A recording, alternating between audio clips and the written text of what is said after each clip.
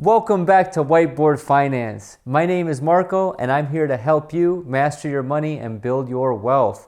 Today we're talking about how to invest money in your 20s.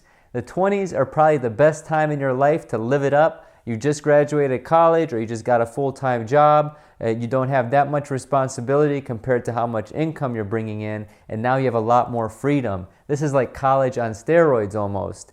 However, if you do things right during your 20s, you're going to be able to set yourself up financially for life if you just develop some good habits. So in this video, I'm going to teach you how to invest money in your 20s. I'm going to break this down into 7 easy steps for you to follow. Number 1 is take advantage of compound interest.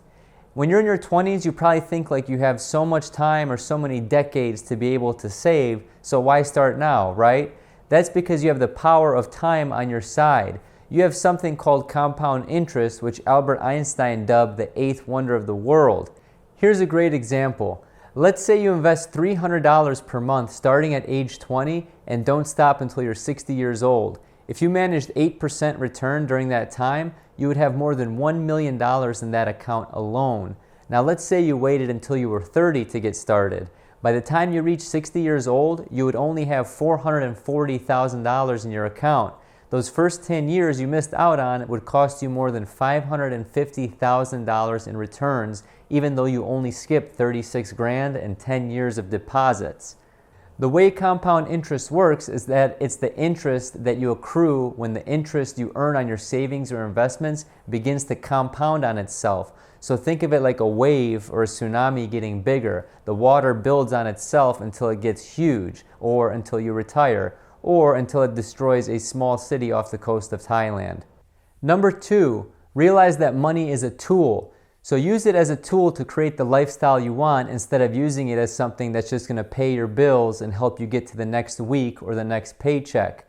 Trading time for money in a job is probably not the way that most of us want to live our lives. So while you're in your 20s and you don't have as much responsibility, think about using your money and have that work for you. You need to create assets that create money for you every month or every week. So for example, take a look at a dividend stock or a rental property. If you want to use the example of a dividend stock, you can take a 3% yield and multiply that by, let's say, $100,000 over the course of saving up. That's going to net you $3,000 throughout the year. That's an extra $3,000 that you just created out of doing nothing, literally passive income. And if you get to the point where you earn $1 million and put that into that over the course of time, you're going to be getting back $30,000 a year. That's actually a full-time income for some people, and you haven't done anything but invest. So that's your money working for you. So realize that money is a tool. Number 3, ramp up your savings as you age. So the 20s, although you don't have that much responsibility, you're trying to save up for a lot of things, whether it's travel, a house, a car, you may even have a newborn on the way. You need to be able to pay for all those things and still save. So you want to live your life and have a good balance as well financially. A lot of people, they say, start with 1% a year when you're 20 years old. So you save 1% of your income when you're 20. So by the time you're 30 years old, you're saving 30% of your income. I think that number is a little bit too low, to be honest with you. And I think the more you save earlier, the more it's going to compound over time. So I would recommend starting at saving your gross salary or gross income at 5% and then increasing that by 1% per year. So by the time you get into your 30s, you're going to be at 15% of savings. This is going to help you in the long run. So by the time you reach your 30s or 40s, you may be getting pay raises or bonuses. You're not even going to miss that lifestyle, and you're still going to be saving up that money. And again, you're going to be living the same way as you already are. So you're not sacrificing lifestyle for savings. Number 4, ignore all the Joneses in your life and the Kardashians and pro athletes and rappers and all that stuff. So everyone likes to live like that because they see it on TV. But at the end of the day, there's no substance to that lifestyle. Material things are most likely not going to keep you happy. They're just going to be a band-aid over a deeper issue.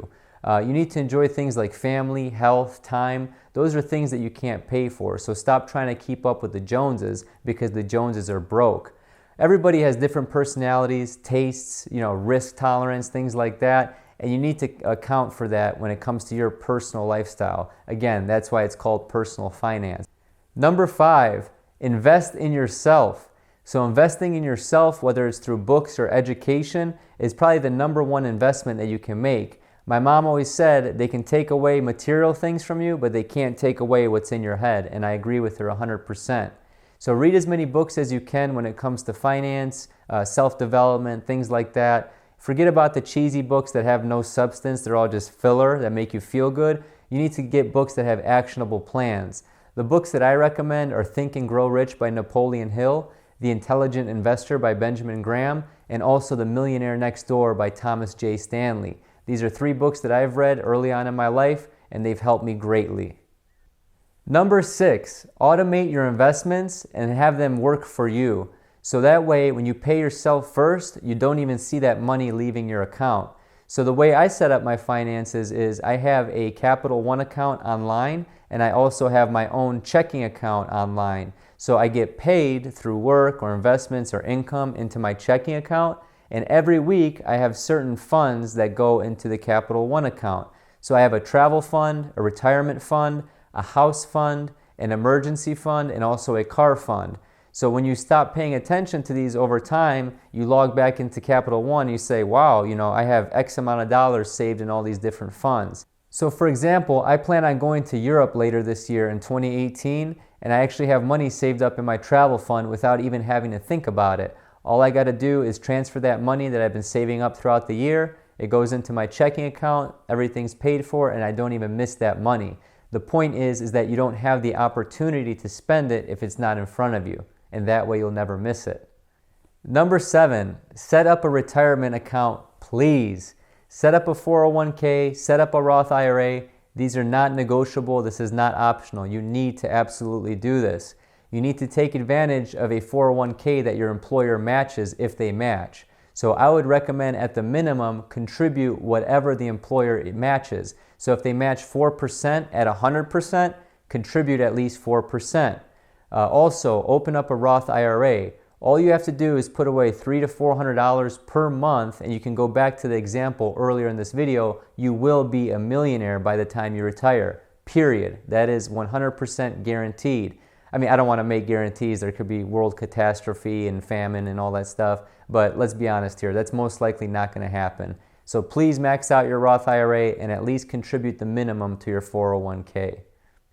So if you want to invest money in your 20s, these are the best 7 ways to do so. I recommend doing this because it will set up a strong foundation for the rest of your life, and you can be able to provide for the rest of your family tree this way. Whether it's your parents, whether it's your future family, whether it's your significant other, this is a good blueprint to a solid financial foundation.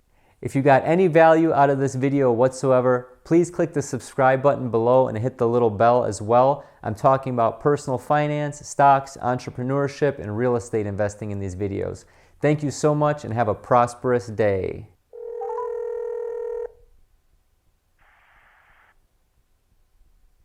Hello? Hey, how should people invest in their 20s? How should they invest in their 20s? Yeah, any tips or tricks?